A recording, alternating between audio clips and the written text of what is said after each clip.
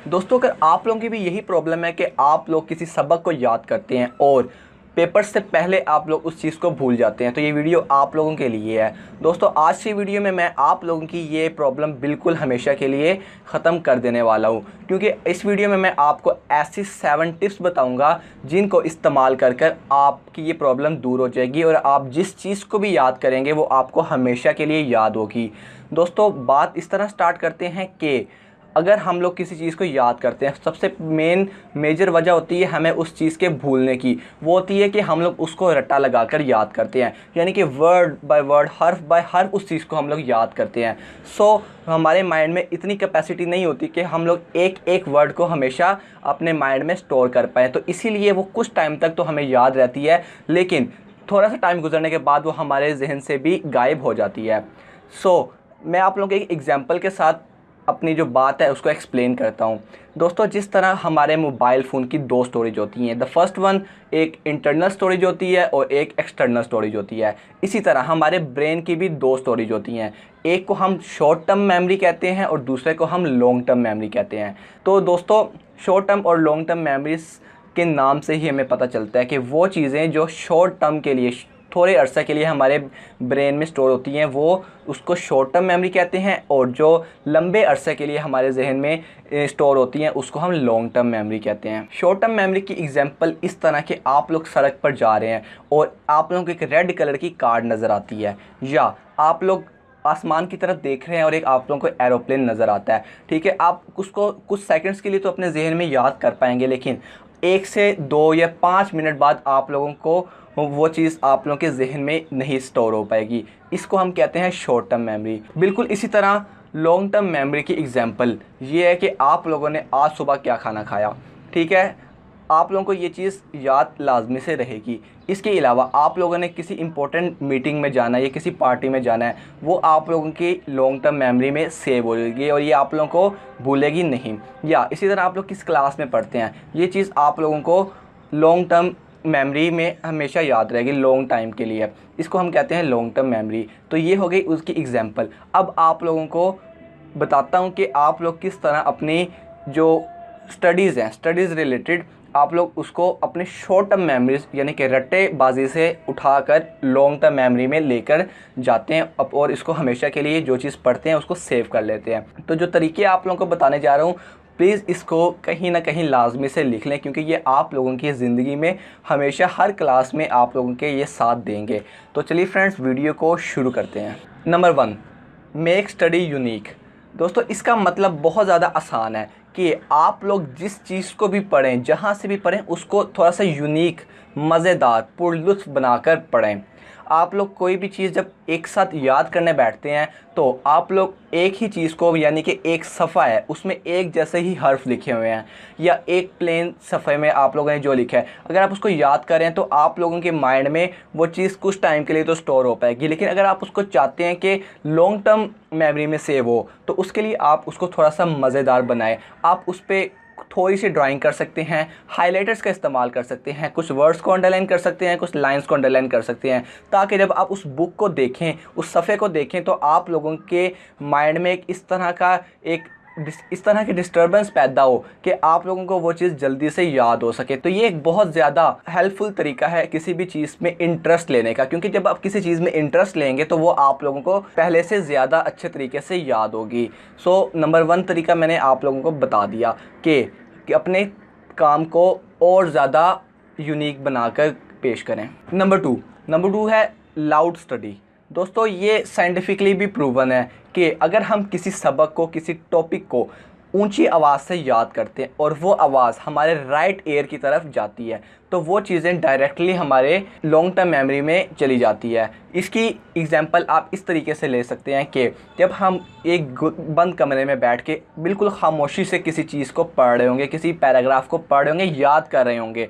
तो उसको हम लोग कुछ मिनट्स तक ही अच्छी तरीके से याद कर पाएंगे। उसके बाद हम लोग उससे बोर होना स्टार्ट हो जाएंगे।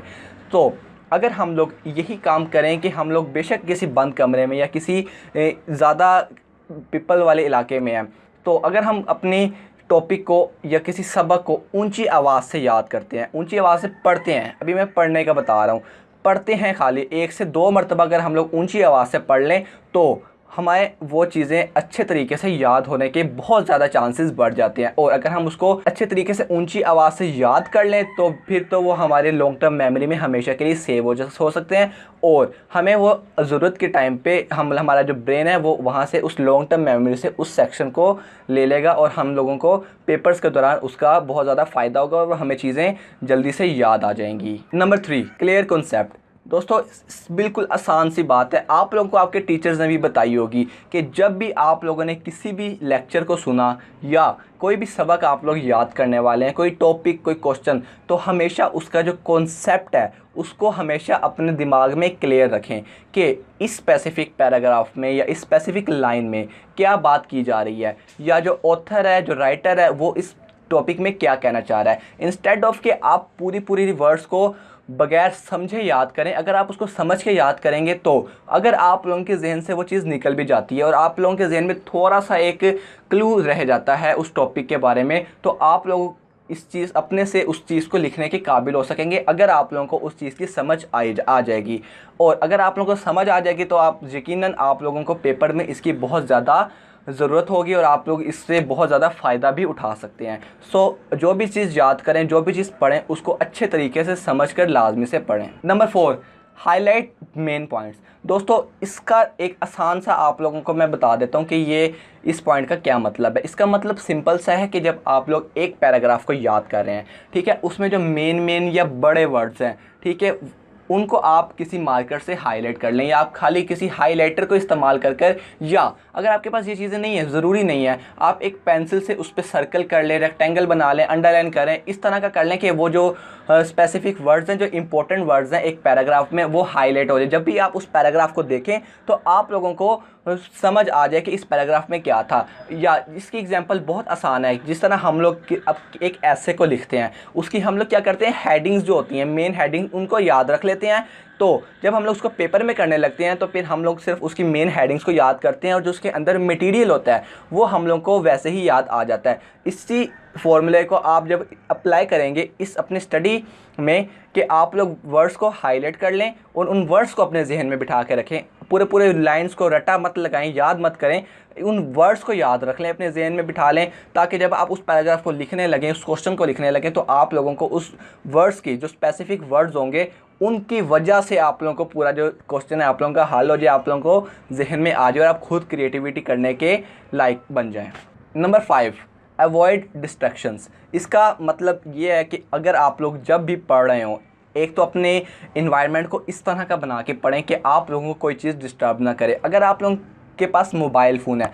तो उसको उसी टाइम साइलेंट पे लगाकर किसी साइड पे कोने में रख दें। या अगर आप लोगों की फैमिली में इस तरह की डिस्टर्बेंस है, यानी कि बच्चे बहुत ज़्यादा हैं या वैसे कोई प्रॉब्लम है, घर वाले बातचीत कर रहे हैं और आप लोग उस माहौल में पढ़ नहीं पा रहे, तो आप अपने आप को किसी सेपरेट रूम में, किसी सेपरेट जगह पर जाकर आइसोलेट कर लें और वहाँ बैठकर अपने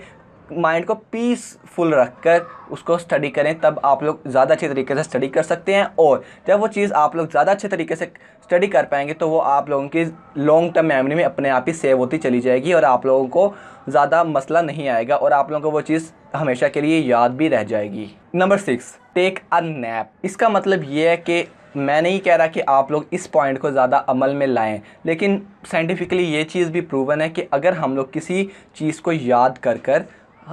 थोड़ा सा सो जाते हैं, यानी कि थोड़ा सी झपकी ले लेते हैं, ठीक है, ये हमारी थोड़ी सी आंख लग जाती है, तो वो चीज़ें हमारे लॉन्ग टर्म मेमोरी में ज़्यादा तेज़ी से जा सकती हैं। ठीक है, अगर हम लोग किसी चीज़ को पढ़ रहे हैं और अगर हम लोगों ने फॉर एग्जांपल एक स्पेसिफिक ऐसे को याद किया है, उस याद करने के बाद अभी तो वो शॉर्ट टर्म मेमोरी में सेव होगा, अगर हम थोड़ी देर सो लेते हैं 5 से 10 या 15 मिनट, तो वो सारा जो हमने याद किया हुआ है टॉपिक, वो सारा हमारी लॉन्ग टर्म मेमोरी में चला जाता है, वहाँ जाकर सेव हो जाता है। तो ये एक तरीका है अपने किसी भी सबक को याद करने का। अब ये नहीं कि आप लोग 10 मिनट पढ़ के आधा घंटा आप लोग सो जाएं, इस तरह नहीं करना। आप लोगों ने सिर्फ 5 से 10 या 20 मिनट की आप लोगों ने नैप लेनी है, वो भी तब जब आप एक अच्छे खासे पढ़ के आप लोग थोड़ा सा थक जाएं, ताकि जो आप लोगों की थकावट की वजह से आप लोगों के माइंड पे जो स्ट्रेस बना हुआ था वो रिलीज़ होए और आपकी जो टॉपिक था, जो सबक था, वो आपकी लॉन्ग टर्म मेमोरी में जाकर सेव हो जाए। नंबर 1 पॉइंट से पहले अगर अभी तक आप लोगों ने चैनल को सब्सक्राइब नहीं किया तो नीचे जाकर लाल करके सब्सक्राइब बटन को क्लिक करें और घंटी को लाजमी से दबाएं और इस चैनल को सब्सक्राइब कर लें ताकि आने वाली वीडियोस की नोटिफिकेशन भी आप लोगों को मिल सके और आप लोग पहले व्यूअर बन सकें उस वीडियो के। और अगर आप लोगों को अभी तक के पॉइंट समझ आ गए हैं और अगर आप अगले वाले पॉइंट की तरफ जाना चाहते हैं तो पहले इस वीडियो को जाकर लाइक लाजमी से कर दें, क्योंकि इससे मुझे मोटिवेशन मिलेगी ताकि आप लोगों के लिए स्टडी रिलेटेड स्टफ मैं ज़्यादा से ज़्यादा अच्छे तरीके से इस चैनल पर ला सकूँ। तो नंबर 1 पॉइंट की तरफ चलते हैं और वो ये है कि अपने आप को टीच करें, टीच योरसेल्फ। इसका आप लोगों को सिर्फ स्कूल लाइफ में या कॉलेज लाइफ में या यूनिवर्सिटी लाइफ में फ़ायदा नहीं होगा, आप लोगों को ज़िंदगी के हर शोबे में, हर एस्पेक्ट में इस चीज़ का बहुत ज़्यादा फ़ायदा होगा कि अपने आप को टीच करें, यानी कि अपने टीचर खुद ही बन जाएं। आप लोग किसी भी टॉपिक को याद करते हैं, फॉर एग्ज़ाम्पल मैंने एक ऐसे तो काफ़ी लंबा होता है, मैंने एक पैराग्राफ याद किया है, ठीक है, मुझे समझ आ गई है, मैंने समझ के याद किया। जो इससे पहले वाले मैंने पॉइंट्स बताए हैं उनको आप लोगों ने अगर मैंने उन पॉइंट्स पर अमल करके उस टॉपिक को याद किया, तो अब क्या करें, अब अपने आप को वो चीज़ समझाने की कोशिश करें, ठीक है। आप एक जगह खड़े हो जाएं, जिस तरह एक स्पीच देते हैं कि मैं ये करूँगा वो करूँगा, अपनी बॉडी लैंग्वेज आपकी इस तरह इंप्रूव होगी, आप में कॉन्फिडेंस आएगा जो कि पूरी लाइफ में आप लोगों के साथ होगा और आप लोगों की बहुत ज़्यादा हेल्प होगी। इससे आपका एक तो कॉन्फिडेंस भी बिल्डअप होगा, आप लोगों को टीचिंग स्किल्स भी आ जाएंगी और जब आप अपने आप को पढ़ाएंगे तो उस चीज़ की ज़्यादा अच्छी तरह समझ आएगी अगर आप लोगों को कोई दूसरा पढ़ाए, ठीक है। तो ये मेरी कुछ 7 टिप्स थी जो कि मैंने बहुत जगहों से, बहुत एक्सपीरियंस बंदों से हासिल की हैं। सो प्लीज़ इन टिप्स को लाजमी से अपनी ज़िंदगी में फॉलो कीजिएगा, ये आप लोगों के लिए हमेशा के लिए बहुत आप लोगों को फ़ायदा पहुंचाएंगी। सो मिलता हूं मैं आपसे किसी अगले इंटरेस्टिंग वीडियो में। अगर आप लोगों को ये पसंद आई है तो प्लीज़ इसको अपने दोस्तों के साथ लाजमी से शेयर कीजिएगा और वीडियो को लाइक करना मत भूलिएगा। अपना बहुत सा ख्याल रखें। अल्लाह हाफिज़।